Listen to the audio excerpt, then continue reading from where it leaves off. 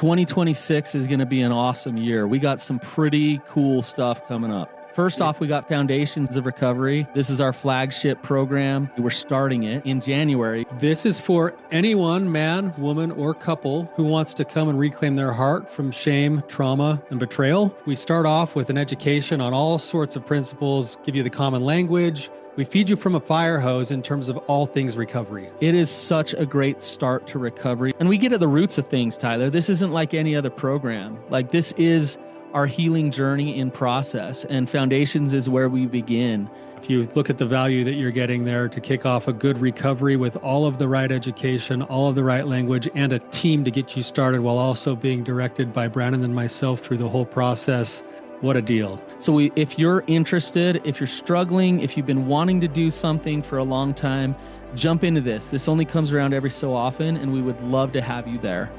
Click the link in the description to sign up for it. And to make it even sweeter, we're also including a raffle for a free pass to the Radiant Dawn retreat. Anyone who signs up for Foundations will be added to the raffle for that free Radiant Dawn pass. If you're a man and you sign up for Foundations, your name still gets entered, and you can give that pass away if you win it to any woman that you want to. So what you're saying, Tyler, is if you sign up and participate in Foundations, you could possibly go to Radiant Dawn for free? That's exactly what I'm saying, which is crazy because Foundations by itself is already an insane value. Man, I sound so salesy. But it actually is awesome. So come to Foundations. And even if you don't come to Foundations, sign up for Radiant Dawn. It's beyond therapy, the best healing experiences that you can have. Click the link below and come join us. If you had broken trust, what would you do to rebuild it? Welcome to the Real Talk Recovery Podcast with the Therapy Brothers. We're brothers, we're therapists, and we know recovery. Bring your stories, your questions, your successes with real recovery.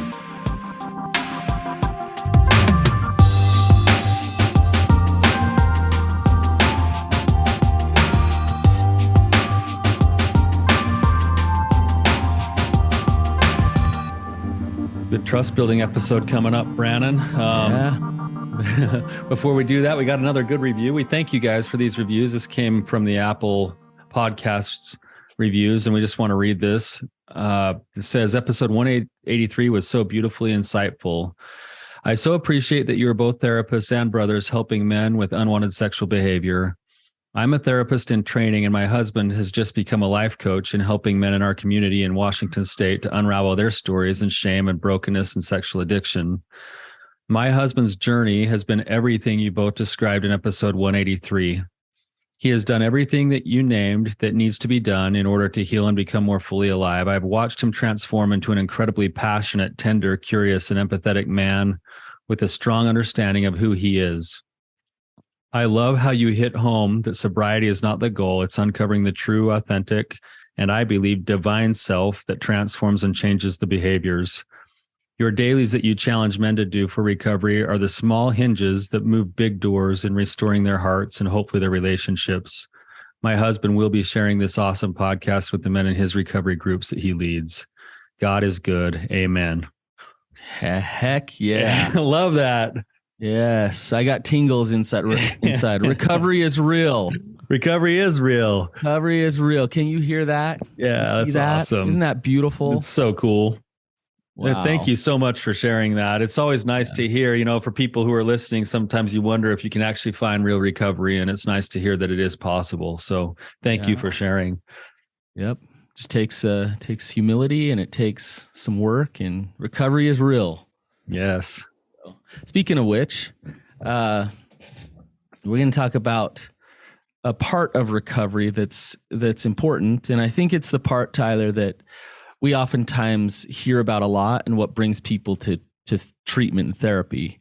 When we talk about recovery, there's recovery for him, her, and the relationship. And a lot of times where the pain point is people are coming in saying, our relationship is hard, it's bad, it's painful, it's difficult. And when we look at it, we look closely at it, trust is shattered, trust is broken. the foundation of the relationship isn't even there. As a result of a lot of times the individual stuff, trauma, addiction, all that stuff, getting in the way of these people having a healthy relationship. Right. So we wanted to kind of walk through something here and just have a discussion between ourselves about what we would do, just kind of hypothetical, what we would do if we were in the position of being the one who's broken the trust. And, it's kind of, let's set up a scenario, Tyler. Okay. So it's all come out.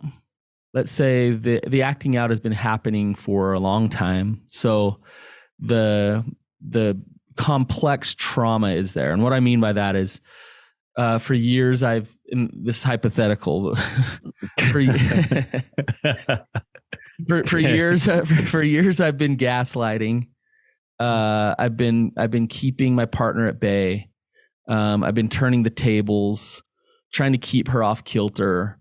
Both consciously and subconsciously, I'm doing these things in my relationship because deep down, I just don't want to get found out. If I get found out, I'll lose her. I'm afraid of that. I don't want to hurt her. I've been chatting with other women online. I've been pushing limits that I normally wouldn't push. Nothing major where I'm getting arrested or anything like that, but I'm definitely beyond what I used to do, and I'm pushing those limits, and so much so that I'm trying some risky behaviors just to see whether I'd get caught or not. And let's say that I did get caught. So She found stuff on the computer and on my phone. She went into a deep digging thing, and she found a bunch of stuff. Okay, so she makes the phone call. Hey, we need to talk. Okay, so that's where I'm at right now, Tyler. Okay. So let's walk through the trust building process here a little bit. Okay, so when she makes a phone call, so you're talking coming into therapy? No, she makes a phone call and says we need to talk. So I'm at work or something, and she found everything out. And I get that gut-wrenching feeling of like, uh-oh, here it comes. Okay. And she's probably extremely emotional, obviously, because she just had her whole world kind of pulled up from underneath her. Yeah. It's Tyler, what's fascinating is the broken trust process is not just a D-Day. It's not this day of discovery. The broken trust, the shattered trust has been happening for a long time. Yes. And now the discovery is like rocking her world. But at the same time, like all this other stuff has been happening. Okay. Mm-hmm. So yes. Okay. So, and the thing is that she probably has known that there's something a little bit off with the trust, but hasn't been able to put her finger on it until right now. And now it's all kind of like coming to fruition. Like, wow, there's a lot more probably stuff I don't even know what I don't know yet. All sorts of confusion, all sorts of fear. Hey, we need to talk. Yep. Okay. So that's where the relationship is at. Okay. So now let's walk through what's the process for me to actually, let's say I love my wife. I hate my addiction, but I love it and I can't give up my addiction. So like, that's why I've been hiding things because I don't want to lose her. But at the same time, I don't know how to get rid of this addiction. And so like, I want to fight for our marriage. I want her. I want to figure this out. Okay. Great. So that's where I'm at. So how do I rebuild this trust? So I think the one of the best things we could do right now is maybe give a couple of examples of what is really common and what not to do. And then we can give an example of what to do. Does that sound all right? Yeah. Yeah. I think that's a good idea. Excuse me. So one example of what not to do that's really, really common, the phone call comes and I'm caught like a deer in the headlights and I don't want to lose her. And I got to go back to my old ways of being, which is to constantly try to hide, cover up, make sure nothing gets found out. So I try to just encapsulate what's been exposed and I try to figure out exactly what she knows. And then I can admit to that and not admit to anything else. And then tell her that that's all there is. And that's all there's ever been.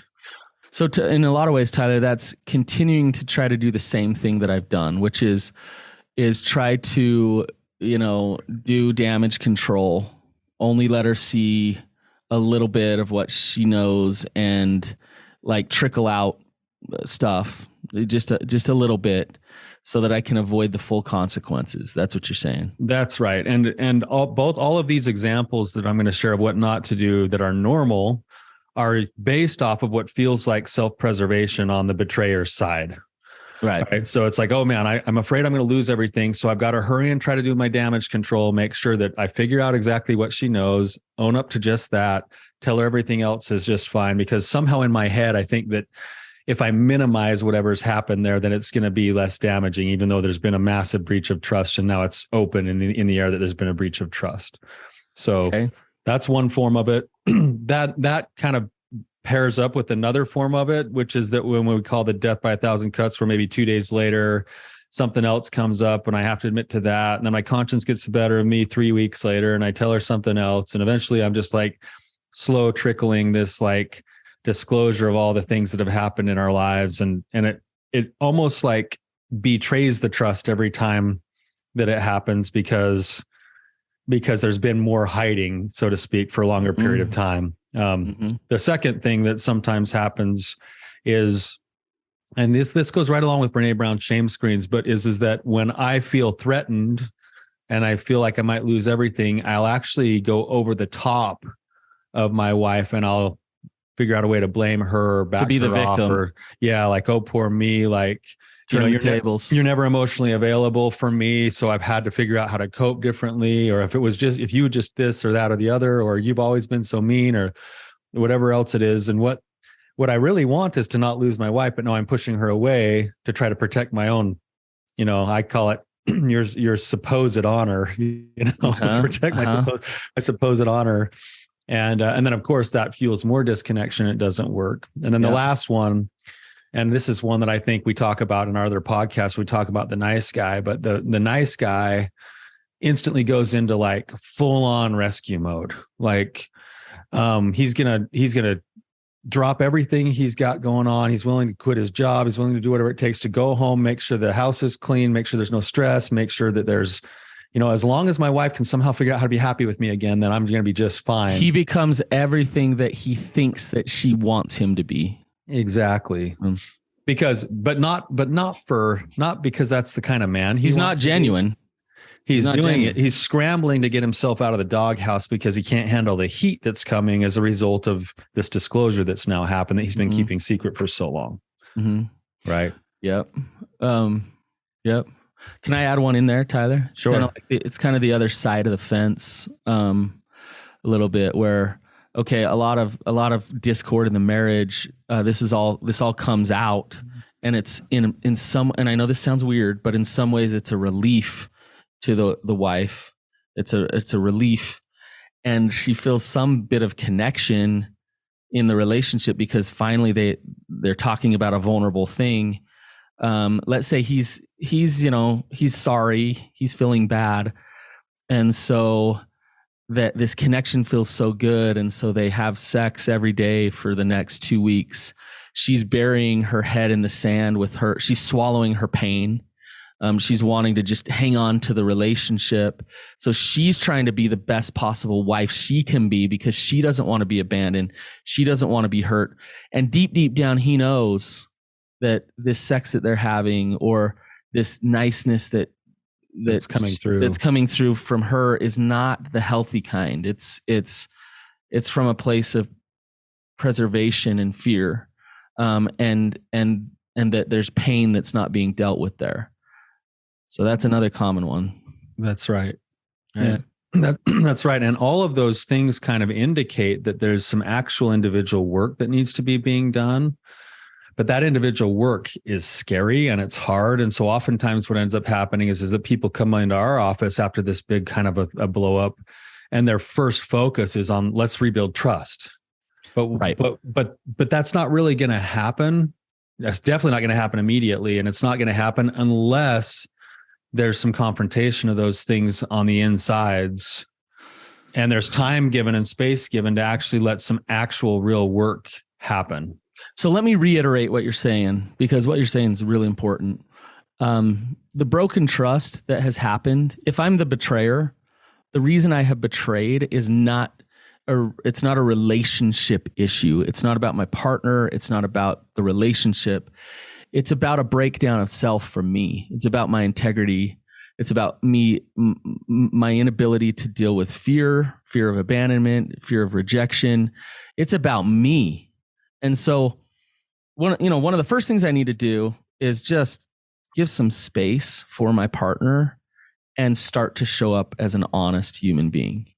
Like, that's one of the first things I need to do. The second thing, and realize, like, yeah, I've hurt her and she has a right to feel what she's feeling, and that's okay. The second thing is what you just said, Tyler, which is, now, instead of intense focus being on fixing this relationship, now intense focus needs to be on looking within and saying, why how have I created this? And what's this entanglement that I've gotten myself in, and how can I actually do the work to not live this way anymore and to shift?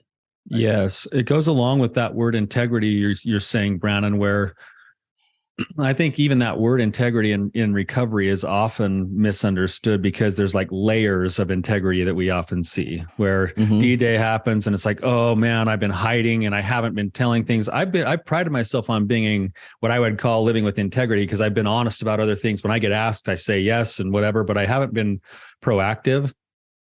And then after the D-Day happens, not only do I need to be honest with the questions that are happening there, I need to go to a next level of integrity, which is to be proactive about the things that aren't being asked. And then there's another level of integrity, which is, I need to go even a little bit further, and I need to actually go deeper into myself and start saying, what are the patterns that I've been experiencing over the course of so many years that have systematically led to me not living with a full level of integrity, which means it's robbed me of my own heart, my own identity. And now I'm in this pattern of managing everybody else's perception of me so that I can feel like I'm enough for them, even though deep inside, I've never felt like I'm enough, because I gave up my integrity a long time ago. In many ways, it comes back to kind of that anatomy of peace kind of a concept, where anytime we do something that is outside of our range of our values or our morals, we have what's called an act of self-deception. And once we go to that act of self-deception, we end up betraying ourselves.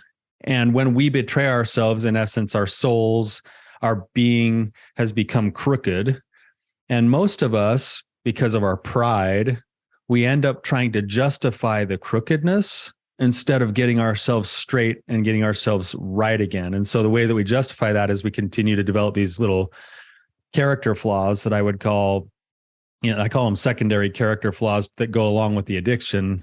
And the secondary character flaws that go along with the addiction, those are the things that really need to be chipped away at. They really need to be worked on in the process of rebuilding trust, even more so than maybe even building getting yourself sober. It's chipping away at those other little things where I've got these character flaws now. I can never repair my relationship unless I learn to look inwardly, honestly at myself, and start to say, am I being honest in my day-to-day dealings with people when they ask me stuff? Yes. Am I being honest proactively instead of retroactively? Am I looking for ways to actually live with that level of integrity, not just with my wife, but with other people? I need to chip away at that character flaw that has been there for so long. Tyler, that review that we read today, you could hear it where, she's saying that her husband has really worked on himself. I think of Colin, our guest, that we had. I watched him be completely externally motivated by his wife, and for a while, beat his head against a wall, doing recovery for all the wrong reasons. And all of a sudden within him, he shifted to, what kind of life do I want? What kind of man do I want to be? And he asked himself those hard questions, and he started to work his recovery for him. And so, it's better. I've actually fired clients before, Tyler, where I've said, I can't meet with you anymore because you're basically here manipulating your partner, acting as if you're doing recovery work and you're not. And so when you're ready, hit me up. But I can't be a part of your system to put on the dog and pony show for your partner here. Right. And so we know it's got to be internal. It's got to happen there. It's got to shift to that. It's such a difficult thing though, Brandon, because when you've been living a certain way for sometimes most of your life, and then you have a therapist come to you and you don't want to lose your wife, and your primary focus is on building trust. And then your therapist says, the best way that you could ever have a possibility of building trust is to stop worrying about fixing your relationship and start worrying about being an authentic person. It's like basically, hey, take your focus. And if you do these things, the truth is that that's the best chance you have of actually saving your relationship. But it feels almost like you're putting your relationship out in the peripheral and saying, we got to give some time for there to actually be some level of basis to build a relationship on. It's like, it's like when we get into our relationships in the first place, we want to be a safe space for one another. That's the reason we got in the relationship in the first place. And then when all of a sudden there hasn't been safety for probably years in this scenario we're talking about, and then it finally becomes apparent that there's not emotional safety, it's not going to replace itself quickly by being sober for a few weeks or saying, I'm sorry. It's going to be done through consistent effort and action over time to chip away at those things that have led to the problems in the first place. Right. Tyler, I preach this all the time. I call it the trust equation: honesty, empathy, and consistency over time. And so there's this early stage part of recovery where partner is very triggered and there's a lot of emotions. And if you have this expectation that, hey, I'm being a good person now, I'm being a good boy, please see me as that, you're setting yourself up to not stay honest, empathetic, and consistent. Because what you're doing is you're still very connected to them for the reasons why you're showing up as the person that you are. You can't fake authentic strength. You can't fake it. And so your partner will see it through the time. And if you look at it and you say, well, honesty, empathy, and consistency, my addiction has undermined that for years. Like, I don't even know what it means to be an honest person. Empathy, hold space for what? How do you do that? How do you hold space? Yeah. And so the work for you to rebuild trust in your relationship is to look at, what are the barriers for me to be honest and empathetic and consistent in my life? Why am I not showing up with real integrity as a person, as a partner, as a man? As like, what undermines that? Because I need to look at those things to really address it so that I can show up as a person with that strength, so that the foundation can get rebuilt. Right? That's right. And I think that's where even that is, I think, part of a process. I know it's been in my process. I see it happen all the time. And I think it happens almost, it's not the same for everybody, but it happens systematically over time. That's why the time is so important, is because it's a process. I can commit today after D-Day to being fully honest with my wife. But what I think fully honest is today is going to look a lot different than what fully honest is going to look like a year or 2 or 3 years from now, because I'm going to grow into different levels of an understanding in my heart of what real honesty is.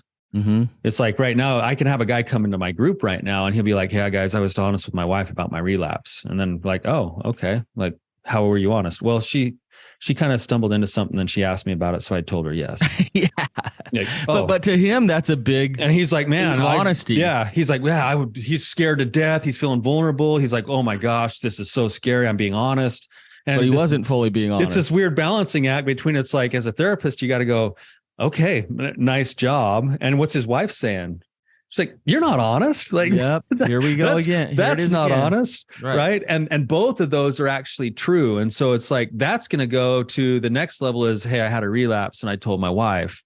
And then that's going to go to, man, I haven't been honest with my wife about my feelings for several weeks now. And dang, I need to figure out how to be honest about that. And then it's going to go to, man, I'm going to be proactive about doing something about my character flaws. And I'm going to go and actually proclaim those to the people that matter, to my accountability partners in my group, or I'm going to let my wife know what I'm working on, not so she can manage me, but because I want her to know. That last part that you said, real honesty is not about disclosure, like tattletaling on yourself. And no, real honesty, ultimately, when you really, really get down the road with it, it has to do with transparency. It has to do with confidence. I'm showing up as a confident human being who's willing to be open about who I am and where I'm at. And so it's not, hey, wife, I need to tell you something because I got to be honest. I need to tell you. It's not fear-based. Real honesty is empowerment. You're stepping into who you actually are. And that's where real trust is felt, is of like, wow, like they are consistently them, regardless of the outcome of it, regardless of the consequences of it. That's right. So down the road, now you're absolutely right, Tyler. There's a progression here. And there is a process to rebuild an understanding of self to be that transparent of a human being. And at first it might just be, okay, you're coming to group and sharing how you're feeling, because you haven't done that with anybody ever. So you're practicing that. Every week you're sharing how you're feeling, okay? Now you're going to be willing to talk about hard things with others.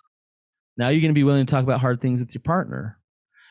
Now you're going to be willing to check in with yourself in the moment and actually give an answer that's true rather than the automatic answer that deflects or avoids, right?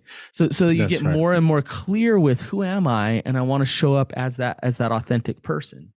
And the more you do that, the interesting thing about seeing it as a process is that even the hard moments then become trust building opportunities, So if I have like a situation where, and this is a constant work in progress. If I have a situation where my wife comes to me and she says, "Hey, Tyler, like, I feel like you weren't being totally honest with me."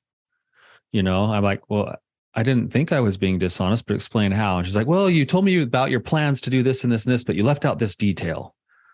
And this detail seems pertinent to me." And it's like, oh, I didn't mean to leave it out, but I can totally see why you would feel that way, especially given our history. Okay, right? There's some empathy. It's like, of course, given our history, it makes total sense that you'd be feeling that way. And to be honest with you, maybe I need to think about that for a minute, because I don't think I was intentionally withholding, but maybe it was my old character flaw. And then I can go think about that. And I might come back to her and I might honestly say, "Hey, you know what, babe? Like, I don't think I intentionally did that. And I don't think it wasn't my intention, but I do see where you're coming from." Even that, there's tension there. There's like a little fight between us, even in that conversation, but she's offering me the gift to continue to chip away at my integrity. And I'm offering her the gift back of saying, "I'm doing the work. Like, you can see me doing the work. Hopefully you can feel me doing the work, instead of like, oh my gosh, this again? Like, I thought we were over this." Right. Like, or, "Oh, you're right. I'm so horrible. I'll never be an honest guy." Like, it's like, but no. she'll feel you doing the work, not by what you do in front of her face. It's by how it feels to interact with you. That's right. The day-to-day showing up. And then those little bumps that happen on the road that go from, that systematically go deeper and deeper into that level of honesty over time. This is why time is so important. That offers the practice. And so, I've got clients right now. I've got a client right now who he kind of just came to this awareness that he calls it being 98% honest. He's like, "Yeah, I thought I was being honest." He's like, "Oh, there's still 2%. Dang it. Okay. Well, that 2% just blew things up for him." Right. Now he gets a chance to go practice holding space. And what holding space means doesn't mean fixing his wife's feelings. It means taking ownership for what he's done and validating her feelings, and then getting to work on himself to fix that last 2%, as he calls it. Right. And if he does that, he's still moving his own recovery forward while giving a chance for trust to be reestablished, even in the midst of the new level he needs to learn. Right. Yes. Now, I I do want to say this, and we know this, and I think most of the audience knows this, but I want to say it is like, true story. I had a client who would ride the train to and from work every day. And he'd get home from work and he'd sit his wife down, and he was a guy who wanted to be really good. There was some scrupulosity going on there. There was some stuff. He'd sit his wife down and he'd say, "Okay, I need to be honest with you. There was this woman in a black dress that I was attracted to, kind of, down the train car a little ways, but I noticed her. And then there was this other woman who was standing up next to me, and I noticed her chest. And there was this other woman." And he's just going through the list of everything just to be 100. He doesn't want to be 98% honest. So he wants to be 100% honest. Mm-hmm. Is that what we're talking about? It depends. It depends on what he's agreed to in terms of what he's willing to do with his wife and whether or not it's going to be helpful. Now, you and I know, Brandon, that scenario is likely not, if a couple agrees to that, they're probably not going to get better very quickly, because there's going to be a lot of triggering talk. There's going to be a focus on all the negative all the time. There's going to be not a lot of space. They're in both of their fear cycles. Yeah, it's going to fuel the fear cycle. And it's likely that he kind of knows that it's not healthy to do that, but he doesn't have the courage to say, "Hey, I don't know that this is going to be helpful." So that's where the breakdown of integrity is likely to have happened. But if he says, "You know what? Yeah, I'll tell you all that stuff," then he needs to do that and be transparent and follow through on it. But he actually needs to be acting with integrity within himself to say, "Hey, let's figure out a way to get you what you need without having to do it this way, because it seems like it's moving us the wrong direction." Yeah. Right. So, but that's hard. Coming from a person who's lied and deceived. And so to say to his wife, like, "Look, going about it this way of telling you every little thing, that doesn't feel right to me. That doesn't work for me." Yeah. That's hard. It's hard. It's hard to do that conversation and balance. I still want to be fully transparent and honest with you. Like I am working towards honesty and transparency. I want that to be clear, and I want us to work towards good health. And I'm not sure this is going to be towards good health for either of us. Well, and I think honesty and transparency would be something like this. "You know what, honey? When I ride home on the train, I do notice beautiful women. They're beautiful women. And I absolutely notice them.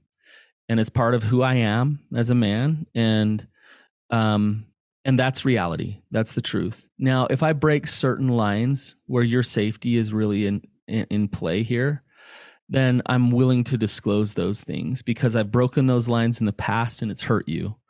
And so rest assured that I will be honest with you about those things, but also know that as a sexual being, when I get on that train, that's going to happen where I notice people, and I'm not going to come home and disclose all those things to you every night.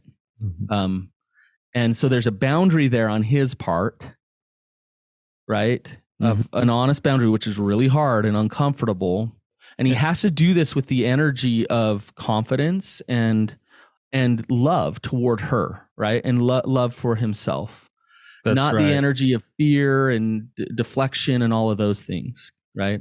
Yes. So, but if I'm sitting, and as you're saying all those things, Brandon, if I'm sitting in the position of the betrayed spouse, my chest just got tight. My heart started going to my throat. Yep. This, like, I'm having this response of like, "Oh my gosh, you're justifying that you're just going to look at pretty women, and now I'm going to be like like you're going to leave me behind, or this isn't fair, this isn't right. Like, how dare you? Like, you're not in recovery if you do that." Like, all that stuff, it starts to come up, and it's like, that's legitimate too. Like that's a natural response for a betrayed spouse to have to that. But the only way that she'll know whether she's safe is for this to play itself out in time.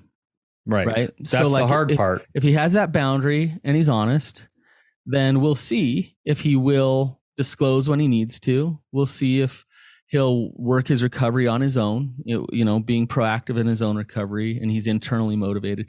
Like, if those other things are happening, she's going to start to sense that, you know what, he's not, like, he's going to go out of his way to be as honest as he possibly can, not for her, but for him and his own recovery and making sure he's in alignment with his integrity. So he's not doing it out of fear. He's not tattletaling on himself and trying to, that's some of the most dishonest things I've ever seen addicts do, is the compliance. Yes. Is the jumping in there, trying to do all the right things to make her feel safe, which is completely undermining creating safety in the relationship. Right? Yes. So, okay. So Tyler, let's we've kind of jumped around a little bit here. Yeah. So let's come back to, if I just broke trust, I would stop and just be honest about what's happened. And say, yeah, exactly. I think you just say, hey, you know what? You're absolutely right. I did all of those things, and there's maybe some other things I need to tell you about. I'm willing to do a full disclosure. And, I want to do it the right way. Yeah, it's about time to get this thing clear and get this right. I know that this is putting a ton on your plate that you don't deserve. I wish I could take it off. If I could fix it, I would. I know I can't. Honestly, Tyler, what I would do is get in with a therapist like you, set up a full disclosure process as soon as possible. Learn how to be really honest and empathetic as she has to hear these things, which could be really hard. Lay them on the table, and then engage in a process of my own recovery. I would do my own trauma work. I would get in a group where I'm practicing vulnerability and authenticity, and where I'm getting called out when I'm not being vulnerable and authentic. I would learn what real empathy is and practice it until I started to actually understand it. And as I'm doing my own trauma work, I'm dealing with the roots of my shame. And so then I'd start to act against that shame as well and start to discover that I'm not what my shame tells me that I am. So then I can show up in my masculinity, I can show up in my authenticity, and I can actually hold space. And I know I'm going through this really fast.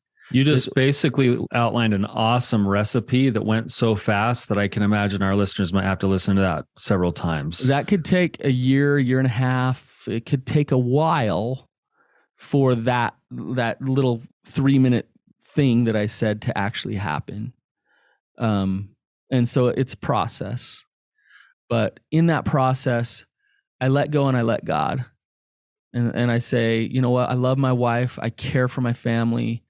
I'm going to fight like hell for them by working like crazy on myself. Yep. And I need to take a look at the guy in the mirror, and I need to go to work on that guy. Yeah. And so, and so if you go to a therapist and you don't feel right about it, doesn't feel good, then like find the resources that you need. They'll come to you if you're willing to actually humbly do this work. I believe that. So I agree. And I would say just, that one thing that you said, Brandon, I want to reiterate what you just said, because you just spoke a pathway, a treatment plan, so to speak. Please go back and listen to what Brandon just said, but it encompasses a few key principles. There's humility, there's transparency, there's accountability, there's work and effort, there's consistency, there's empathy. Yep. All right. And if I'm committed to those things, I can create a life that is beautiful and vibrant and worth living. And that's the kind of life that I want to offer to my wife and my children anyway. So I have to commit to those things and stay with them for the long haul, and I can get better. And that can offer ourselves, a chance at healing in our relationship. Now, what I would say to finding a therapist, if you are fresh out of D-Day and you go in and say, we want to start rebuilding trust, and that therapist doesn't understand addiction, they're going to start working betrayal. Or betrayal. They're going to start working on trust with you guys, the kinds of things that a good therapist would do when there hasn't been addiction or betrayal, and it's going to blow your marriage up. So even worse. So you don't want to be doing trust building stuff when there isn't actually a foundation of trust to go off of. In other words, to dumb this down, if that therapist jumps right into couples therapy without addressing the addiction or the betrayal, then that couples therapy will actually do harm to your relationship. You have to do the individual work. You have to. And anybody who specializes in sex addiction, betrayal trauma understands that. Yeah. Right? You can't get, when you have a third party in your relationship, if there's an active addiction still in the relationship, doing marriage therapy will not be helpful. Let me give you an example. It's like, hey, let's practice how to communicate. So let's do these, the therapist teaches all these ways to reflective listen and communicate. So the addict goes along and does some of those things, reflective listens, and then acts out and hides it and all these things. So the wife's thinking like, oh, hey, like he kind of connected to me. We're making progress. And a week later, she finds out this thing just happened. So it's like, oh, like all this connection and trust that he's trying to build is completely fake. Right. Right. So that's just an example. Yeah. And that's really, really common. So, the emotion focused couples therapy treatment models says that the therapist shouldn't even engage in couples therapy until they're assured that that addiction is being actively maintained. Yeah. And once that happens, and if you think, and you look at that, once that's happening, that in and of itself is already building trust. Right. It's like, man, if I'm the betrayed partner and I see my husband now calling a sponsor here and there, or taking initiative to go to his groups, or he's doing the really hard assignments that he gets in his groups, or he's, working on his childhood trauma stuff, every little bit of that's done proactively, trust. Yeah. And I can lean myself in a little bit more when I see that there's a heart that's engaged. The key word is the heart. The heart is engaged at getting better. And once that happens, there can be trust that can start to be rebuilt. Yep. That's good, Tyler. We could go on and on with this, all the little intricacies of it. But the fact of the matter is, and I love the review that we started with, this trust building process is absolutely possible. It's absolutely doable. And it's kind of this really weird thing, Tyler, when each individual is willing to humbly work on themselves, love comes easy. Love creates itself. It just happens. When you're wallowing in shame and despair and fear, it's hard to create love. Yeah. When you're shifting to self-compassion and understanding and forgiveness and grace and all of those things, then love starts to happen in a relationship. And so you don't have to force it. You don't have to work that hard on it with a couple when the individuals are showing up healthy. Yeah. Well, when you got two people trying to be the best versions of themselves and they start to understand who they really are and they're getting their value from a higher source, then the natural place is that light they're receiving from the true source reflects itself in the light of those around them, including their own marriage. Yeah.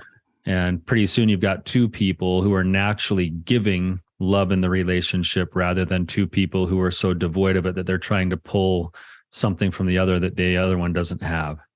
Yep. So anyway, it was a good topic today, Brandon. Yeah. All right. Thanks, Tyler. If this was helpful, then please share it. Listen to it again. The beauty of these podcasts is it's free content that you can review over and over again. So take advantage of that and good luck.